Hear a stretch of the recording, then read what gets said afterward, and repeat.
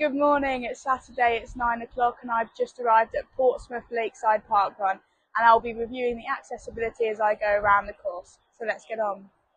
This parkrun takes place within the Lakeside North Harbour Business Campus, where free parking is available on site. The car park volunteer will direct you on arrival. I was advised to park in the blue badge bays on the right hand side of the entry road, next to the area where parkrun meets. There is only one blue badge space here, but if it's already taken, additional accessible spaces can be found outside the shops on the left. The accessible toilet is located in the Starbucks building, situated in the row of shops directly ahead of the parking area. Starbucks staff are very welcoming and happy for park runners to use their facilities. There did seem to also be people going into the main business building to use the toilet, but Starbucks is the most accessible. The toilet consists of a single accessible cubicle and does not require a radar key. The parkrun starts at the back of the main business building. The route is made up of two switchback sections, one of which you complete twice. My camera glitched right at the beginning, so the footage doesn't start till about 20 metres into the run. The course begins on a tarmac path, weaving back in the direction you came from the parking area. It's quite narrow here, and with the usual busy parkrun start, it does get pretty congested. About 150 metres in, you take a roughly 90-degree turn to the right and stay on the tarmac path. The path then bends left before straightening out for around 500 metres. I found it easiest to stick to the middle of the path because the camber was a lot more manageable there. Along this stretch there's a lake on your right and open fields to your left. Watch out for a couple of bollards along here. Around 150 metres further on, the path runs beside an unused road and there's a curb drop-off on the left, so keep an eye on that. There are a few drop curbs in this section, so staying towards the middle or the right helps to avoid these dips.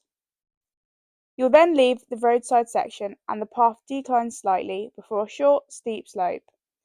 There is a bollard right in the middle at the bottom, so be careful.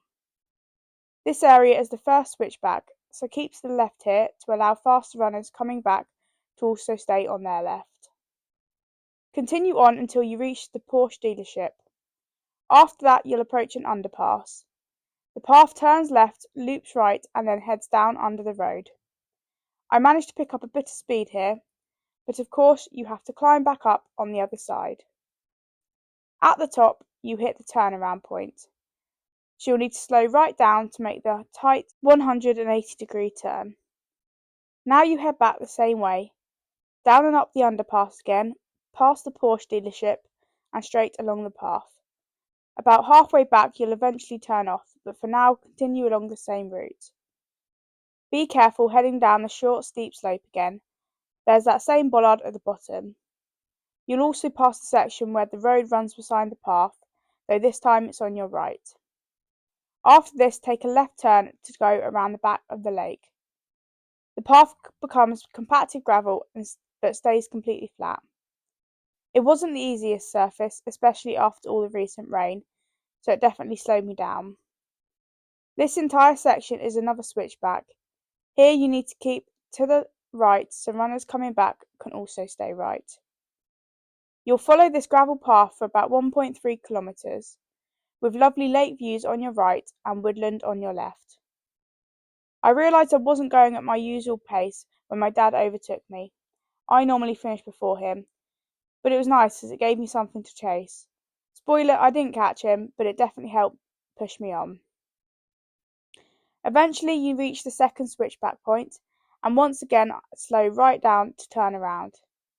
Stick to the right again on the way back alongside the lake, which is now on your left with the woods on your right.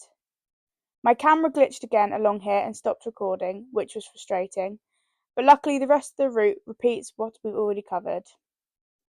At the end of the lake, you turn right back onto the tarmac path towards the Porsche dealership and through the underpass again. This time on the switchback section, you keep to the right.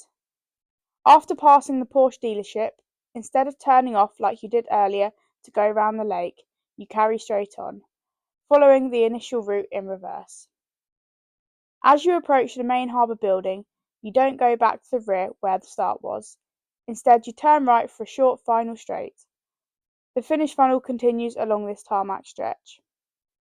After collecting your token, you need to drop down into the car park for scanning. Annoyingly, there wasn't a drop curb, so I had to follow the path around to the closest one, then walk back along the road to the scanners, which included a bit of a limbo under the car park barrier.